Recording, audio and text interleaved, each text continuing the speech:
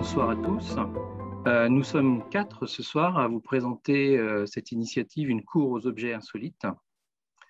Alors vous allez les reconnaître avec leur masque, peut-être. Vanessa Bouchard, chef d'établissement de l'école Sainte-Thérèse de la Vraie-Croix, et Émilie Soulabaille, chef d'établissement de l'école Notre-Dame de la Croix de Monterblanc.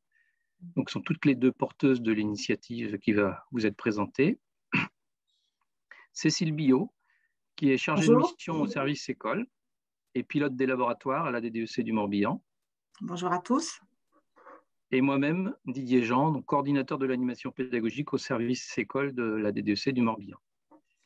Voilà, donc on va pouvoir commencer l'échange avec Vanessa et Émilie. Donc, cette présentation va se passer sous la forme d'un petit échange entre elle et moi. Donc, tout d'abord, Vanessa et Émilie, est-ce que vous pouvez nous décrire ce que vous avez mis en place? On l'a vu un petit peu dans la vidéo, mais de façon un peu plus précise, ce que vous avez mis en place sur vos cours d'école. Alors, on a deux projets qui sont en parallèle. Le grand point commun, c'est le jeu libre, que les enfants soient vraiment dans une cour de récréation qui leur propose le jeu libre. Le premier grand projet, c'est l'installation de la boîte à jouets. C'est une boîte qui peut être un coffre ou un espace sous le préau ou une installation un peu plus imposante en forme de petits cabanons ou de petits modules qui regroupe du matériel de récupération, des gaines électriques, des tourets, des claviers, des téléphones, des casseroles, des ordinateurs, du tissu, des déambulateurs, des fauteuils roulants, des béquilles et plein d'autres matériels qui sont laissés à disposition des enfants pour qu'ils jouent avec. Il y a aussi pour notre cours, nous, une boîte à jouets. Donc, pour le coup, on n'a pas le local qui permet de stocker tous les éléments qu'Émilie vient de citer. Donc, nous, c'est plutôt orienté vers les jouets qui n'étaient plus utilisés à la maison, mais qui étaient encore tout à fait utilisables. On a sollicité les enfants pour ça et les familles. Et donc, des enfants sont venus apporter des vieux jouets de la maison qui étaient encore utilisables. Et dès le début, ils savaient que dès lors qu'ils apportaient un jouet à l'école, il était mis à disposition de tout le monde. Donc, tout le monde pouvait y jouer. Mais nous, on a plutôt axé sur l'aménagement. L'aménagement des espaces, puisque à l'école, on a donc une cour de récréation bitumée, mais on a aussi une grande prairie. On a 2000 m² d'herbe à l'arrière du bâtiment. Et donc, cet espace enherbé, jusque-là, n'était pas tellement aménagé, si ce n'était par un terrain de foot. Donc, cet espace est depuis aménagé à partir de matériaux de récupération, par exemple des palettes, donc pour faire une cuisine d'extérieur en palettes. On y a aussi apporté des troncs d'arbres, des rondins, qui eux ne sont pas fixes, mais sont déplacés selon les envies des enfants. On a aussi une cabane en saule qui a vu le jour, un coin lecture et un jardin pédagogique.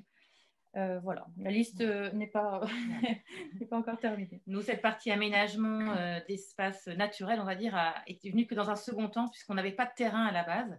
Ensuite, on a eu l'opportunité d'accueillir un terrain qui jouxtait l'école. Donc, on a développé ce côté aménagement dans un second temps. Et donc, ces aménagements ont aussi permis l'autorisation d'éléments qui existaient déjà, mais qui jusque-là étaient interdits. Je pense notamment aux arbres dans lesquels on n'avait pas le droit de monter. Désormais, c'est autorisé. Je pense aux grilles d'escalier qui, nous paraissaient trop dangereuses pour les laisser accessibles. Maintenant, c'est bon. Et on a aussi des endroits, vous savez, un petit peu cachés des regards où on se disait qu'il pouvait y avoir un danger ou des bêtises de fait. C'est ce qui est le plus intéressant pour les enfants et c'est ce qui est encore autorisé aujourd'hui. Toute cette démarche nous a aussi permis d'avoir vraiment une réflexion sur tout ce qui est l'écologie, puisqu'on n'utilise que du matériel de récupération. Donc, que ce soit les entreprises, que ce soit les familles, c'est toujours des choses qui nous sont données ou qu'on récupère avant que ce soit mis en déchetterie. Du coup, démarche écologique, mais aussi économique, puisqu'en dehors du système de stockage qui, là, peut avoir un coût en fonction de ce qu'on choisit comme système de stockage du matériel, comme tout est donné, recyclé, réutilisé, l'impact économique est très, très faible sur l'école. Et donc, cette démarche écologique, on espère bien qu'elle soit valorisée. On a fait une demande de label éco-école.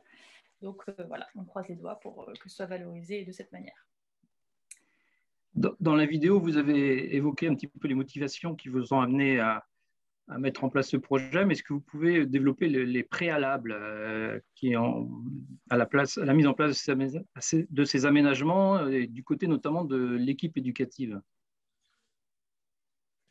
Alors, comme vous avez pu l'entendre dans la vidéo, en effet, nous, ce qui nous a motivés au départ, le préalable, c'était vraiment la gestion des conflits et l'amélioration du climat scolaire. Voilà, je pense que tout le monde connaît les temps de récréation où on est sollicité pour aller résoudre un conflit entre élèves. Donc, c'était vraiment le premier préalable. Et comme on en a déjà parlé dans la vidéo, on va plutôt aller sur une autre envie qu'on avait, c'était celle d'innover. On avait vraiment envie de proposer une démarche différente à nos élèves et à nos collègues. Voilà, envie d'aller sur des sentiers encore non explorés. Donc, cette réflexion nous a permis de découvrir l'association Jouer pour vivre, qui est une association parisienne et qui installe des boîtes à jouets toutes prêtes. Donc, en région parisienne, sur des cours vraiment complètement bitumés et en général qui manquent un peu d'espace.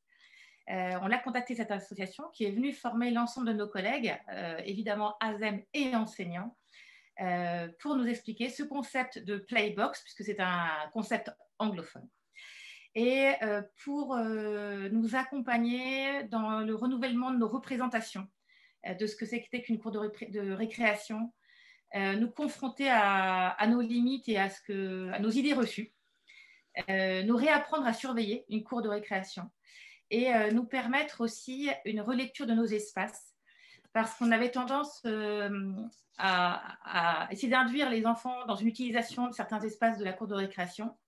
Et on a vraiment appris à regarder ce que les enfants faisaient de leur cours pour leur apporter des éléments qui allaient accentuer cette utilisation naturelle de l'espace. Et voilà. Si ça donne envie à d'autres qui vous écoutent d'essayer, est-ce que vous pouvez leur dire quelles sont les conditions du bon fonctionnement de votre projet?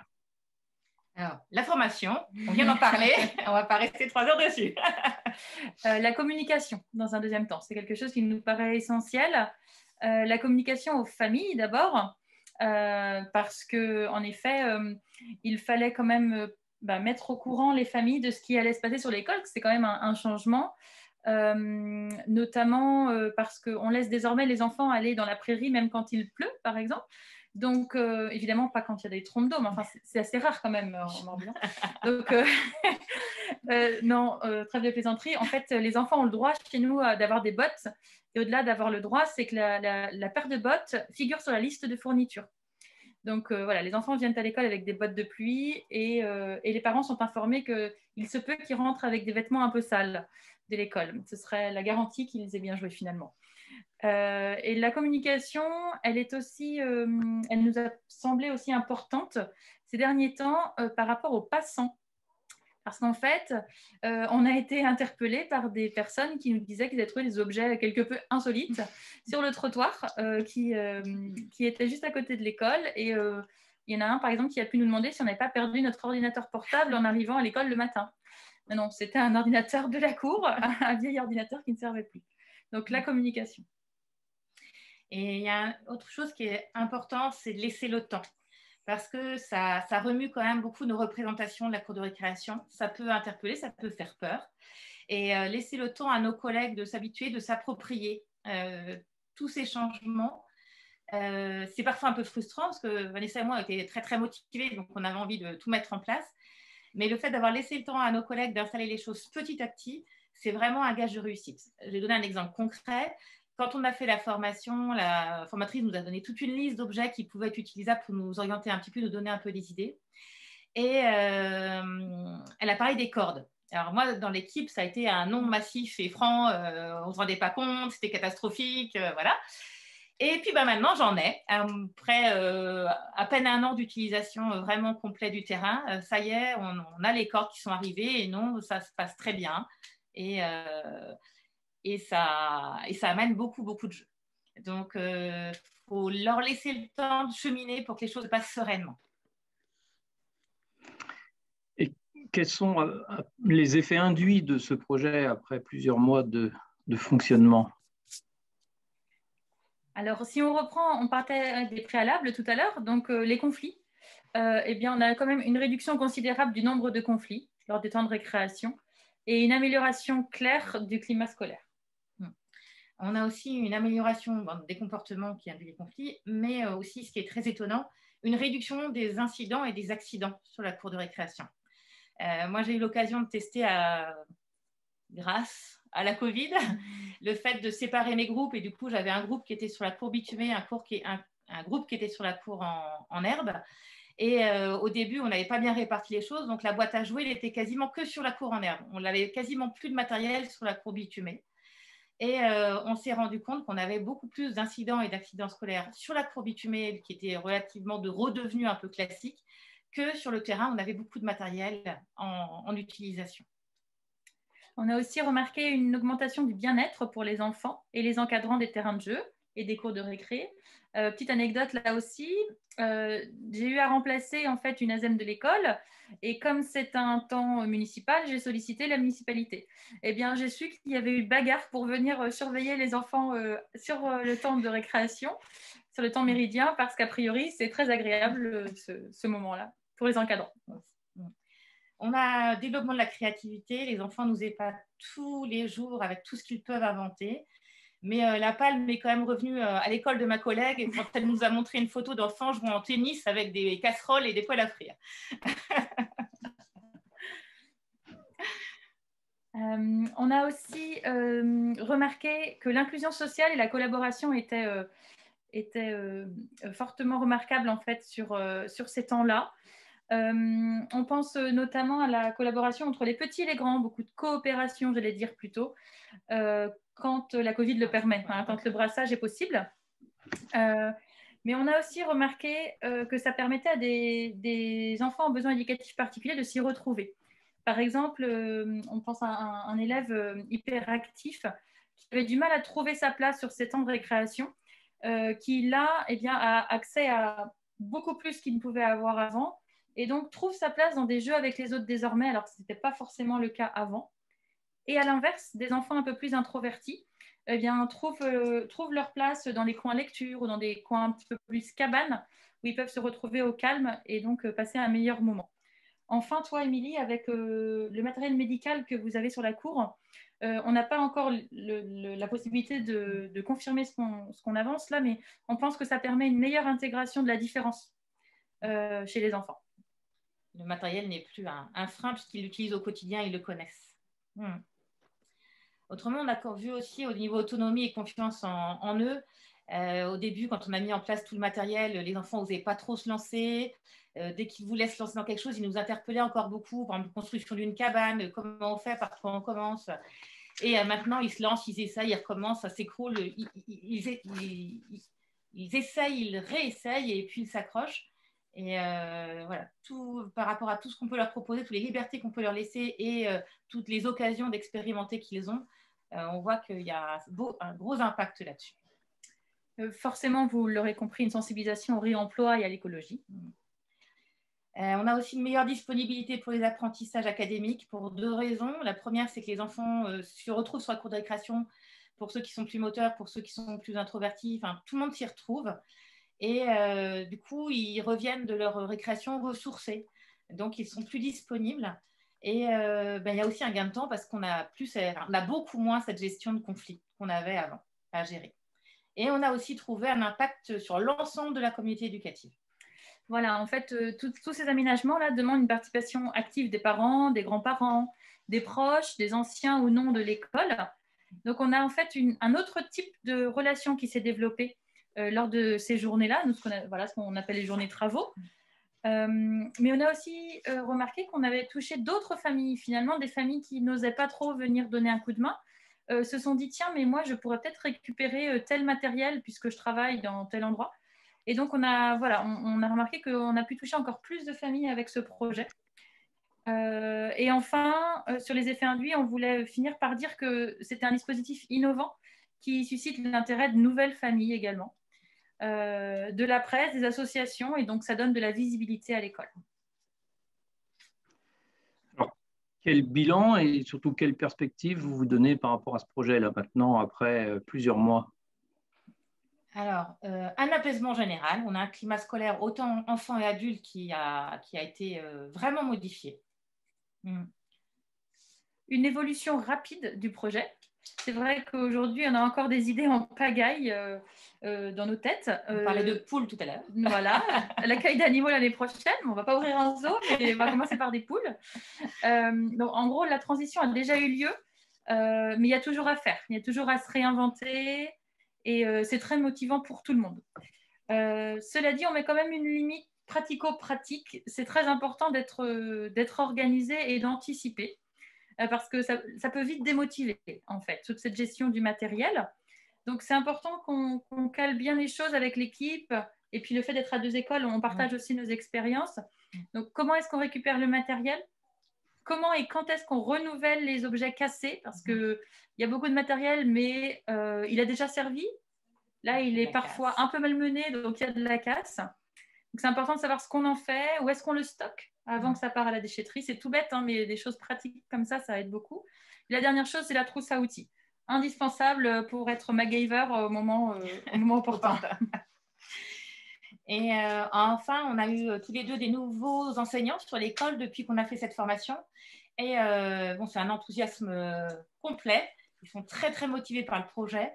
Mais on voit qu'ils ont un peu plus de difficultés et de limites parce qu'ils n'ont pas eu cette formation initiale. Et on compte réinterpeller l'association Jouer pour vivre parce qu'il y a un module numéro 3 qu'on n'a pas encore fait et qu'on aimerait bien faire pour pouvoir homogénéiser un peu avec nos collègues qui ont déjà eu le début de la formation et ceux qui n'ont pas du tout été formés à ce projet. Voilà. Merci, Vanessa, merci Émilie. Nous finissons ce premier temps. On va pouvoir passer aux questions. Donc, je passe la parole à Cécile. Oui, donc il y a plusieurs questions. Déjà, quand on partage la cour entre les maternelles et les élémentaires, est-ce un problème? Après, il y a beaucoup de questions sur les objets insolites, mais peut-être déjà les maternelles et les primaires ensemble. Alors, moi, j'ai testé de façon très, très courte à cause de la Covid. Il faut dire que Vanessa et moi, on a deux réalités très différentes. Moi, j'ai 240 élèves à l'école et Vanessa, 64. Voilà, donc voilà, on a des réalités différentes. Donc, moi, j'ai testé un tout petit peu en début d'année. Ça n'a posé aucun problème. D'accord. Alors, deux choses. Soit on organise les récréations sur des temps différents. Soit, moi, les maternelles ayant 30 minutes de récréation et les élémentaires 15 minutes, eh bien, on s'organise. Dès lors que les élémentaires sont rentrés, eh bien, nous, les maternelles, on envahit la prairie. Voilà. Voilà. Sinon, il y a des questions sur les objets insolites. Pourrait-on avoir cette liste d'objets insolites? Comment se gère le rangement? Quelle est l'organisation et le matériel spécifiquement dévolu à la cour bitumée? Comment se passe le partage des jouets? Et ne se dispute-t-il pas au sujet d'un même jeu?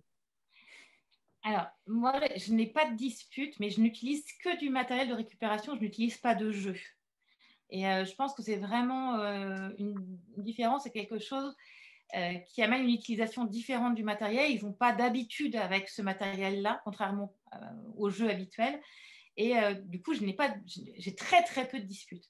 Et quand j'ai un enfant qui vient me voir en disant je veux bien, j'en ai ceux-là, mais je ne les ai jamais, il n'y a pas de problème, on récupère plus et on en met plus en circulation. C'est-à-dire que si un enfant nous demande, c'est qu'il n'y en a pas assez. On va en chercher d'autres. Du coup, l'équilibre se fait bien. Le stockage des jeux, c'est quelque chose qu'il faut réfléchir. Et, le rangement et tout ça, et c'est quelque chose où il faut se laisser le temps là aussi. Il faut rater.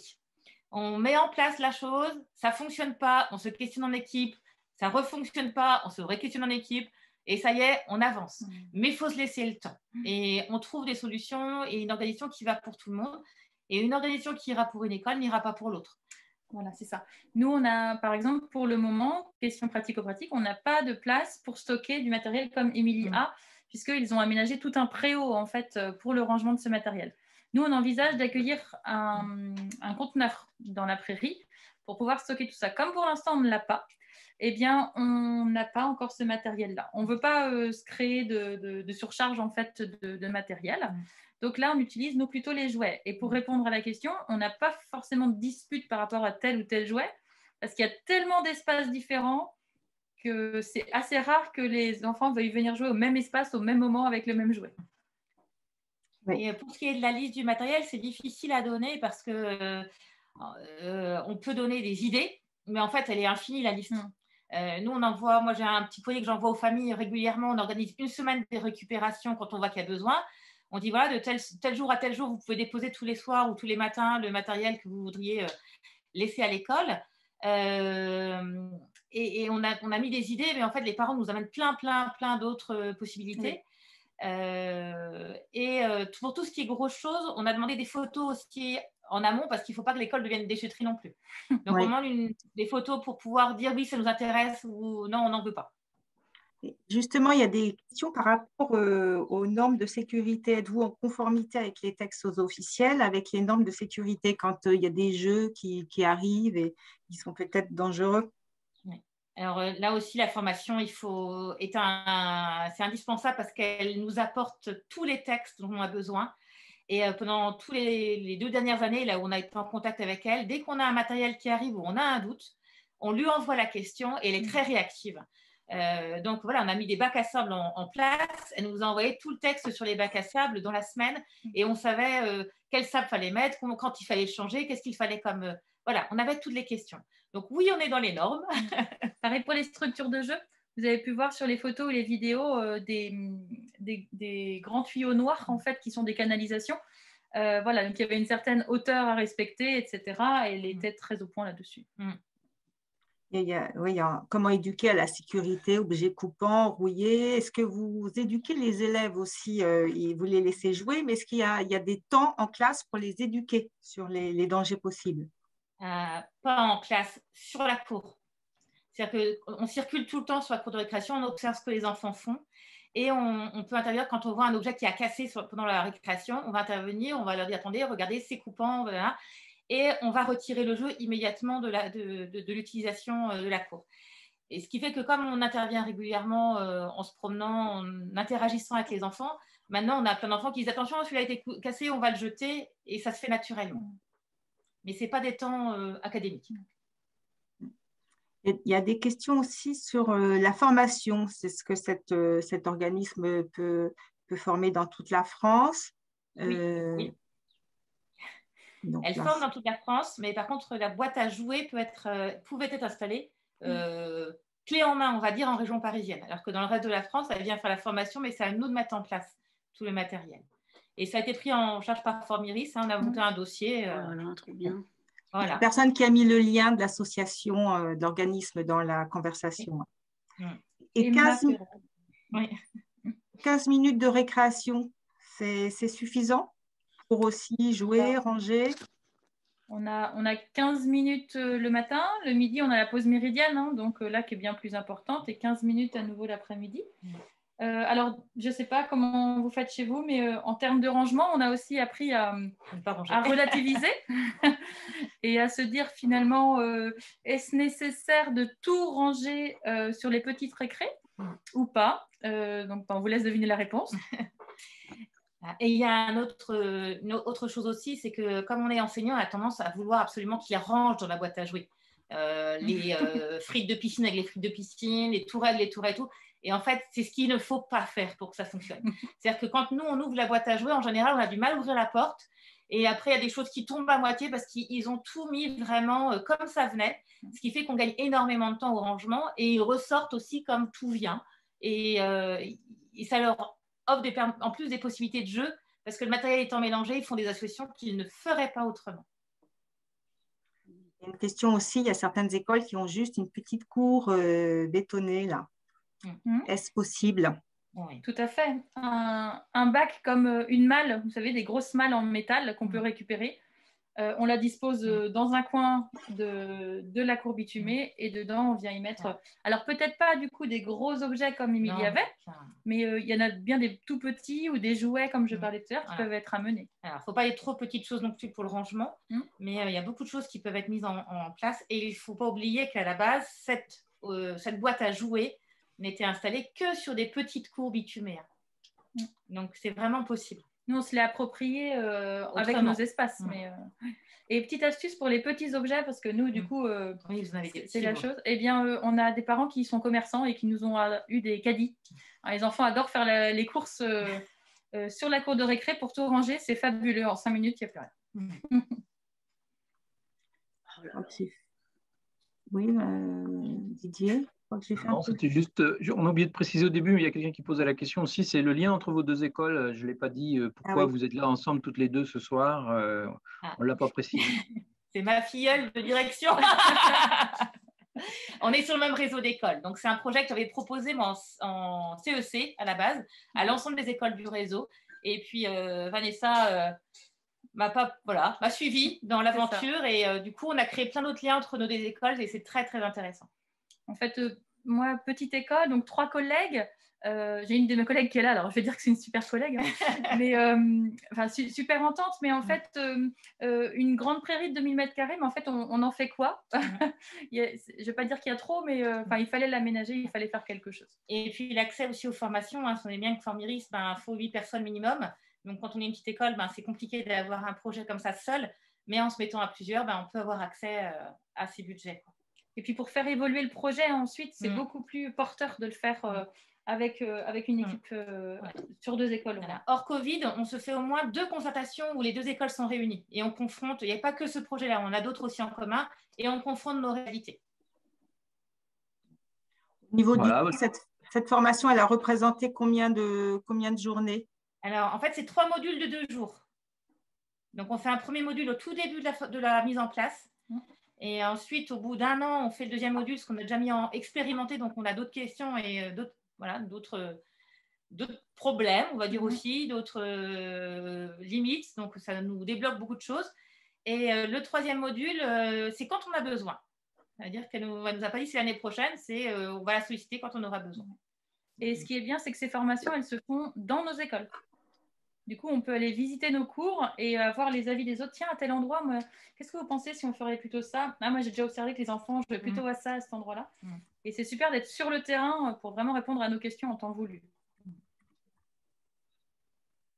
Alors, commission de sécurité, je ne sais pas si vous avez encore des choses à dire là-dessus. On n'a pas parlé de commission de sécurité. Ça ne pose pas de problème en commission de sécurité parce que ce n'est pas du matériel qui est installé, qui est fixe. Très peu de choses fixes. Ouais, très peu de choses fixes au final. Et ce qui est fixe, comme disait Vanessa, on a eu les informations. Donc, on respecte les hauteurs, on respecte tout ça. Et les règles de fonctionnement avec les élèves, on en a parlé un petit peu déjà. Pareil, il n'y a pas eu besoin de faire quelque chose de très carré, dans le sens où c'est vraiment dans l'échange au fur et à mesure des récréations que ça se fait, où on voit, si on voit quelque chose qui détonne, on parle avec l'enfant et puis ça se régule. C'est une démarche qu'on a déjà avant cette mise en place de matériel. Nous, on a un forum, par exemple, tous les lundis matins où toute l'école se réunit et où on discute de choses qui peuvent poser problème sur la cour. Ou dans chaque classe, sinon, il y a des conseils de coopération. Donc, on parle déjà de toutes ces règles. Donc, en fait, toutes les semaines, les enfants savent que s'il y a un souci sur la cour qui n'a pas pu être résolu, on va y revenir et on va y apporter une solution. Moi, j'avais une question par rapport aux surveillances. Vous avez dit qu'on apprend à surveiller différemment. À accompagner, oui. Est-ce que vous pouvez nous en dire un peu plus par rapport à une surveillance classique? On bouge beaucoup. T'as une collègue qui dit qu'elle ferme les yeux des fois? Oui. Ah oui, on bouge beaucoup. Et il y a une collègue, quand ça venait dans la formation, elle nous a montré une vidéo sur une école de Nouvelle-Zélande qui est bien, bien plus en avance que nous. Et le directeur se promenait et on voyait des enfants qui étaient montés sur des grèches de 4 mètres, ce que nous, on ne fait pas encore. Et le directeur disait, quand vous avez peur, le journaliste demandait, quand vous avez peur, vous faites quoi? Je tourne les yeux. Alors, on n'est pas tout à fait à ça, mais on s'en approche. Si on voit le bénéfice. C'est ça. Bon, pour conclure, je reprends l'expression que c'est Clotilde qui a mis dans la conversation. On sent que vous prenez beaucoup de plaisir, ça donne envie. Oui, c'est vrai. Je trouve que rien que ça, si c'est c'est un beau message pour terminer. Ça montre que votre expérience et votre présentation a été intéressante pour ceux qui ont pu l'écouter. Et merci. Voilà, merci du temps que vous avez pris aussi pour ça. Et donc, on va se retrouver très bientôt on va être téléporté dans l'autre salle avec Jérôme pour la suite de la soirée. Donc, merci à tous pour votre attention et à bientôt.